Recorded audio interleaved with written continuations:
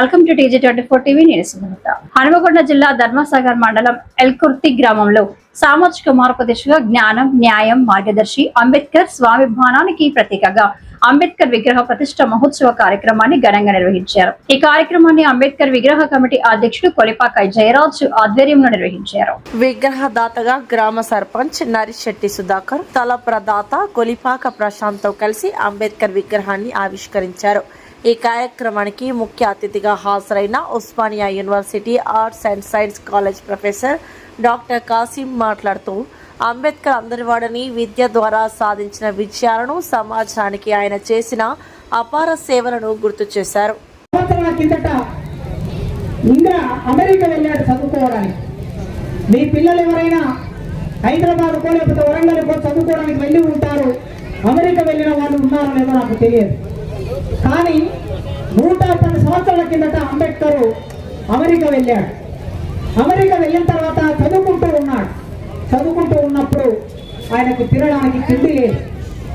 తినడానికి తిండి లేకపోతే ఏం చేయాలి? డబ్బులు ఎవరు ఇస్తారు? అమెరికాలో ఊరు కానీ ఊరు, దేశం కానీ దేశం, పైసలు ఎవరు ఇస్తారు? అన్నం ఎవరు పెడతారు? ఎవరు పెట్టలేరు.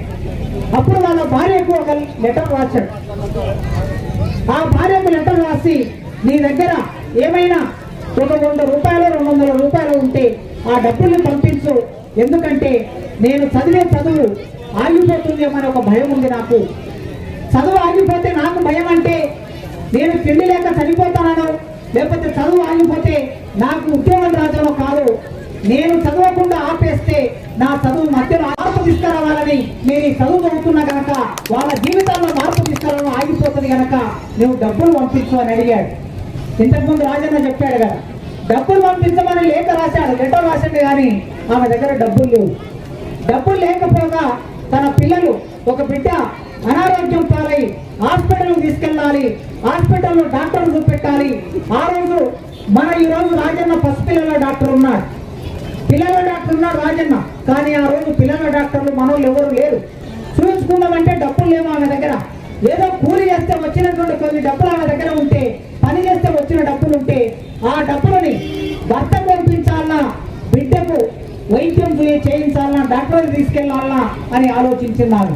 అప్పుడు ఆమె ఒక మాట అనుకున్నది, నా బిడ్డను బతుకుతాడో లేదో నాకు తెలియదు, కానీ నా భర్తకి డబ్బులు పంపిస్తే, అమెరికాలో ఉన్న నా భర్త బాగా చదువుకొని వస్తే మిగిలిన బిడ్డలు, ఈ దేశంలో ఉన్న మిగతా వాళ్ళ బిడ్డలు, నా బిడ్డ మాత్రం బిడ్డ కాదు కదా, నాలాంటి తల్లులకి ఎందరికో కోట్లాది మంది ప్రజలకి ఈ దేశంలో బిడ్డలు ఉన్నారు.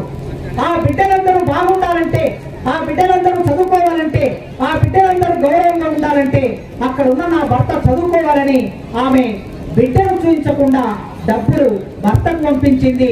అంబేద్కర్ ఆ విధంగా గొప్పగా చదువుకున్నాడు. ఆయన చదువుకోవటం మూలంగా ఇవాళ వేదిక మీద ఇంతమంది అంబేద్కర్ లాంటి ఆయన బిడ్డ లాంటి బిడ్డలం ఇంతమందిని నేను ప్రొఫెసర్ అయ్యాను, అన్న డాక్టర్ అయ్యారు, ఇంకొకరు సిఐ అయ్యారు, ఇంకొకరు ఎస్ఐ అయ్యారు, ఒక రాజకీయ నాయకుడు అయ్యారు, టీచర్లు అయ్యారు, మీరు ఇంతమంది ఉద్యోగస్తులు అయ్యారు, మహిళా సంఘంలో పనిచేస్తున్నారు, బైబిల్ చదువుతున్నారు. ఇంతమంది ఎట్లా సాధ్యమైందంటే అంబేద్కర్ ఒక్కరు తన బిడ్డను చంపుకొని ఆ తల్లి అంబేద్కర్కు డబ్బులు పంపిస్తే ఇవాళ మనం ఇంతమంది ఉన్నాం. అందుకే ప్రపంచంలో ఎవరైనా సరే తన కోసం తాను జీవించిన వాడు, బతికినవాడు తన కోసమే ఉంటాడు. ఇతరుల కోసం బతికినవాడు, ఇతరుల కోసం జీవించిన వాడు ప్రపంచంలో గొప్పవాడు అవుతాడు. అంబేద్కర్ అట్లా ప్రపంచంలో అందరి కోసం జీవించాడు. ఒక కవి రాశాడు, కాకి బతుకోనంట 1000 ఏళ్ళు ఎందుకో, కాకి బతుకోనంట 1000 ఏళ్ళు ఎందుకో, పంది బతుకోనంట ముందు చూపు లేక, చీమ బతుకోనంట పాము కండు పీక, నువ్వు ప్రకృతి వంట ఈ ప్రపంచానికి జ్ఞానాన్ని ఇవ్వడానికి అంబేద్కర్ నా దగ్గర ఏముంది నీకేమి నేనిస్తూ, కన్నీటి దండేతునా ఓ అంబేద్కర్, సుక్కాల పేరేతునా ఓ అంబేద్కర్, సూర్యుని గొలిగిస్తున్నా ఓ అంబేద్కర్ అని రాశాడు. ఈ అంబేద్కర్ ఎవరి కోసం బతికాడన్నప్పుడు మనలో జ్ఞానాన్ని నింపడానికి, మనలో చదువు నింపడానికి, మనల్ని గొప్పవాళ్ళు చేయడానికి అంబేద్కర్ తన జీవితం అంతా బతికాడు. అక్కడ చదువుకున్న అంబేద్కర్ ఆయన బాగా చదువుకున్న తర్వాత అమెరికా వాళ్ళు, ఇంగ్లాండ్ వాళ్ళు అంబేద్కర్కి ఉద్యోగం ఇస్తామంటే ఆ దేశాన్ని వదిలి మళ్ళీ మన దేశానికి వచ్చాడు. ఆ రోజు ఆయన చదువుకున్న చదువు ప్రకారం చూస్తే అంబేద్కర్ ప్రపంచ మేధావి, ఇవాళ ఐక్యరాజ్య సమితి అనే ఒక సంస్థ ఉన్నది. ఆ ఐక్యరాజ్య సమితి అనే సంస్థలో దాదాపు 250 దేశాలు ఉంటాయి. ఆ 250 దేశాల్లో ఏ దేశంలో పుట్టిన వాళ్లకు ఐక్యరాజ్య సమితి గౌరవించలేదు. అంబేద్కర్ పుట్టినరోజును వరల్డ్ నాలెడ్జ్ డేగా ఇచ్చి ప్రకటించి అంబేద్కర్ గౌరవించింది ఐక్యరాజ్య సమితి. ఈ ప్రపంచంలో ఇన్ని దేశాలుంటే, ఇన్ని దేశాల్లో ఇంతమంది మేధావులు ఉంటే వాళ్ళందరినీ పక్కన పెట్టి అంబేద్కర్ మాత్రమే గొప్పవాడిగా, తెలివికల్లవాడిగా, నాలెడ్జ్ ఉన్నవాడిగా అంబేద్కర్ గుర్తించిందంటే ఆయన అంత పెద్ద ప్రపంచ మేధావి. ఆయన కలుసుకుంటే, ఆయన అనుకుంటే అమెరికాలో ఉద్యోగం చేయొచ్చు, ఇంగ్లాండ్లో ఉద్యోగం చేయొచ్చు, లేదా భారతదేశానికి వచ్చినా కూడా ఆయన జడ్జి పోస్ట్ ఇస్తామన్నారు. జడ్జి పోస్ట్ కూడా తీసుకోకుండా అమెరికాలో, ఇంగ్లాండ్లో ఉండకుండా ఆయన తిరిగి మన దేశానికి వచ్చాడు. ఎవరి కోసం వచ్చాడు? ఇవాళ అమెరికా వెళ్ళిన వాళ్ళు తిరిగి ఇక్కడికి రారు. ఇంగ్లాండ్ వెళ్ళిన వారు, జర్మనీ వెళ్ళిన వారు, జపాన్ వెళ్ళిన వారు అక్కడనే ఉంటారు, అక్కడనే ఉద్యోగం చేసుకుంటారు. 20 ఏళ్ళు, 30 ఏళ్ళు, 50 ఏళ్ళు ఉద్యోగం చేసుకుంటారు. అవసరమైతే అక్కడనే వాళ్ళ పిల్లల్ని చదివించుకుంటారు, ఆ దేశంలో ఉండిపోతారు. కానీ అంబేద్కర్ 110 సంవత్సరాల కిందట తిరిగి భారతదేశానికి వచ్చాడు. ఎందుకు వచ్చాడంటే ఈ దేశంలో నా ప్రజలు అంటే ఆయన ప్రజలు, ఈ దేశంలో కోట్ల మంది ప్రజలంటే 6 కోట్ల మంది ఉన్నారు అన్నాడు. ఈ 6 కోట్ల మంది ఎవరు? మాలమాదిగలు. ఈ మాలమాదిగలు ఊరికి దూరంగా బతుకుతూ ఉన్నారు. వీళ్ళకి చదువు లేదు, వీళ్ళకి ఉద్యోగం లేదు, వీళ్ళకి భూమి లేదు, వీళ్ళను మనుషులుగా గుర్తించలేదు. బజార్లో నడుచుకుంటూ పోతూ ఉంటే మూతికి ముట్ట కట్టేవాళ్ళు. మూతికి ముట్ట ఎందుకు కట్టేవాళ్ళు? ఉమ్మిస్తే అది రోడ్డు మీద పడితే ఇతర కులాల వాళ్ళకి మైల పడుతుందని మనం మూతికి ముట్ట కట్టేవాళ్ళు. మనం వెనక చీపురు కట్టేవాళ్ళు.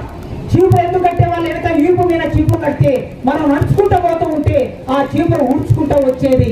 ఎందుకంటే మనం నడిచిన నడక, మన జాడలు, మన పాదాల జాడలు వేరే వాళ్ళు తొక్కుతారని, వేరే వాళ్ళు తొక్కితే వాళ్ళకు మైల పడుతుందని మన పాదాలు కనిపించకుండా ఈపుకు చీపురు కట్టారు. మూతికి ముంత, ఈపుకు చీపురు. మెడలో గంట ఎవరు కడతారు? ఎత్తులో కడతారు. మూగ గంటలు ఎత్తులో కడతారు. కానీ మనుషులు కట్టారు ఈ దేశంలో. ఈ దేశంలో మనుషులకి గంటలు ఎందుకు కడతారంటే ఒక అంటరాని వాడు వస్తున్నాడు, ఒక మానవాడు, ఒక మాదిగవాడు వస్తూ ఉన్నాడు నడుచుకుంటానే. ఆ గంట మోగుతూ ఉన్నప్పుడు పై కులాల వాళ్ళు, బ్రాహ్మణులు, రాజులు, వైశ్యులు, కోమటలు వీళ్ళందరూ మాదిగవాడు నడుచుకుంటూ వస్తూ ఉన్నాడని ఆ గంట ద్వారా వాళ్ళకి తెలిసి వాళ్ళందరూ మన ముఖం చూడకుండా వాళ్ళ ఇళ్ళకి వెళ్ళి తలుపులు పెట్టుకునేవాళ్ళు. మన జీవితం ఇట్లా ఉండే. ఇట్లాంటి జీవితాన్ని చూసిన అంబేద్కర్ ఈ జీవితం మారాలి, నా ప్రజల జీవితం మారాలి అనుకొని ఈ దేశానికి తిరిగి వచ్చాడు. ఈ దేశానికి తిరిగి వచ్చి గాంధీతో కొట్లాడాడు, నెహ్రూతో కొట్లాడాడు, బాబు రాజేంద్ర ప్రసాద్తో కొట్లాడాడు, హిందూ మహాసభలతో కొట్లాడాడు, RSS వాళ్ళతో కొట్లాడాడు. అందరితో పోరాటం చేశాడు అంబేద్కర్. ఒకే ఒక్కడు, అందరూ ఒకవైపు అయితే అంబేద్కర్ ఒక్కడు ఒకవైపు నిలబడి నా ప్రజలకి హక్కులు కావాలని పోరాటం చేశాడు. ఏం హక్కులు కావాలి మనకి? ఈ ప్రపంచంలో మనుషులందరూ పుట్టినట్టు మనం పుట్టాం. కానీ భారతదేశంలో మన పుట్టుకనే ఒక నేరం అయిపోయింది, మన పుట్టుకనే ఒక శాపం అయిపోయింది. ఎందుకు శాపమైంది? వాళ్ళలాగా మనకు 2 కళ్ళు లేవా? వాళ్ళలాగా 2 కాళ్ళు లేవా? వాళ్ళలాగా 2 చేతులు లేవా? వాళ్ళ శరీరంలో ఎర్రగా ఉన్న వాళ్ళ శరీరంలో రక్తం తెల్లగా ఉంటుందా? మన శరీరంలో నల్లగా ఉంటే మన రక్తం నల్లగా ఉంటుందా? వాళ్ళకి ఎట్లా కళ్ళు ఉన్నాయో, చేతులు ఉన్నాయో, కాళ్ళు ఉన్నాయో, వాళ్ళ శరీరంలో రక్తం ఎర్రగా ఉంటుందో మన శరీరంలో కూడా రక్తం ఎర్రగానే ఉంటుంది. మరి ఎందుకు ఈ తేడా ఎందుకు వచ్చింది? ఈ తేడాను ఎవరు తీసుకొచ్చారు? ఈ తేడా పోవాలని, ఈ భేదం పోవాలని అంబేద్కర్ మన కోసం ఆలోచించాడు. ఆలోచించి మొట్టమొదటి ఈ దేశంలో మమ్మల్ని మనుషులుగా చూడండి. పంచభూతాలు అంటే సూర్యుడు, భూమి, ఆకాశం, నీరు, అగ్ని ఇవన్నీ మనుషులందరికీ సమానంగా ఉండాలి. ఈ దేశంలో సమానంగా ఉన్నాయంటే లేవు. ఇప్పుడు ఇక్కడ కూర్చున్న మీ అందరికీ భూములు ఎన్ని ఉన్నాయి? ఒక్కొక్క మనిషికి ఎన్ని ఎకరాల భూమి ఉందంటే మీకే తెలుస్తుంది. ఎకరం భూమి లేని వాళ్ళు, అరెకరం భూమి లేని వాళ్ళు చివరికి చచ్చిపోయిన రోజు బొంద పెట్టడానికి ఒక 6 గజాల జాగా కూడా లేనటువంటి మనుషులు ఇప్పటికీ ఈ దేశంలో ఉన్నారు. అందుకే ఆయన అడిగాడు, మాకు భూమి ఎందుకు లేదు? ఈ దేశంలో భూమిని దున్నే వాళ్ళం మేము, భూమిని సాగు చేసే వాళ్ళం మేము, కలుపు తీసే వాళ్ళం మేము, కోత కోసే వాళ్ళం మేము, కుప్ప కొట్టే వాళ్ళం మేము, తూర్పార పట్టే వాళ్ళం మేము. మీ గడిలలో గింజలు తీసుకొచ్చి మీ గడిలో నింపేస్తాం. కానీ చివరికి మళ్ళీ మేము వచ్చి మీ దగ్గర అయ్యా మాకు ఇంత అన్నం పెట్టండి, మాకు ఇన్ని గింజలు ఇవ్వండి అని అడిగే పరిస్థితి మాకెందుకు వచ్చింది? భూమి దున్నే వాళ్ళకి భూమి ఎందుకు లేదు అనే ప్రశ్న ఆ రోజు అంబేద్కర్ వేశారు. అప్పటికి దేశాన్ని పరిపాలిస్తున్న వాళ్ళు బ్రిటిష్ వాళ్ళే పరిపాలిస్తున్నారు, తెల్లతోనే పరిపాలిస్తున్నారు. ఆయన ఒక మాట అన్నాడు గాంధీతో, గాంధీ గారు మీలాంటి మనుషులు ఎందరో వచ్చారు ఈ దేశంలో, ఎంతో మంది సాధువులు వచ్చారు, ఎంతో మంది ఋషులు వచ్చారు, ఎంతో మంది గొప్ప వాళ్ళు పెద్దవాళ్ళు వచ్చారు, కానీ మా అంటరాని వాళ్ళ జీవితాల్లో చిన్న మార్పు కూడా రాలేదు. మా జీవితాలలో కనీసం ఒక బుక్కెడు తిండి కూడా రాలేదు. అందుకే ఈ దేశంలో మాకు మార్పు రావాలంటే మాకు తినడానికి తిండి కావాలి, ఉండడానికి గుడిసె కావాలి, చదువుకోవడానికి బడి కావాలి అని అంబేద్కర్ అడిగాడు. ఈ పంచభూతాలందరికి సమానం అంటే నీళ్లు సమానం కాదు. ఈ దేశంలో నీళ్లు సమానం కాదు. వర్షం వస్తుంది, వర్షం ద్వారా నీళ్లు వస్తాయి, ఆ నీళ్లు బావిలోకి పోతాయి, ఆ నీళ్లు బోర్లోకి పోతాయి, ఆ నీళ్లు నల్ల ద్వారా వస్తాయి, ఆ నీళ్లు చెరువులోకి పోతాయి, ఆ నీళ్లు నదులోకి పోతాయి. కానీ ఆ నీళ్లు మనకు సమానం కాదు. ఆనాడు అంబేద్కర్ చిన్న పిల్లవాడిగా ఉన్నప్పుడు ఇంతకుముందు రాజన్న గుర్తు చేశాడు కదా, బడికి వెళ్ళాడు. 10 ఏళ్ల వయసులో అంబేద్కర్ బడికి వెళ్ళాడు. బడికి వెళ్తే నీళ్లు తాగడం అంటే అక్కడ ఒకటే కుండ ఉన్నది. ఆ ఒకటే కుండ ఉంటే ఆ ఒకటే కుండలో నీళ్లు ఎవరికి అంటే అవి బాపనలకు మాత్రమే ఆ కుండలో నీళ్లు తాగుతారు. బాపనలో పిల్లలు మాత్రమే నీళ్లు తాగుతారు. ఒక నల్ల ఉన్నది, ఆ నల్ల దగ్గర నీళ్లు ఎవరు తాగుతారంటే పై కులాల వాళ్ళు మాత్రమే నల్ల దగ్గర నీళ్లు తాగుతారు. అంబేద్కర్ నల్ల దగ్గరికి వెళ్ళి నీళ్లు తాగే అవకాశం లేదు. అందరూ తాగిన తర్వాత నల్ల విప్పుకొని అందరూ నీళ్లు తాగిన తర్వాత ఆ నల్ల నీళ్ళన్ని కింద పడిపోతూ ఉంటే దూరంగా వెళ్ళి ఆ భూమి మీద పారుకుంటా పోతే దూరంగా వెళ్ళి అంబేద్కర్ తాగవలసిన పరిస్థితి వచ్చింది.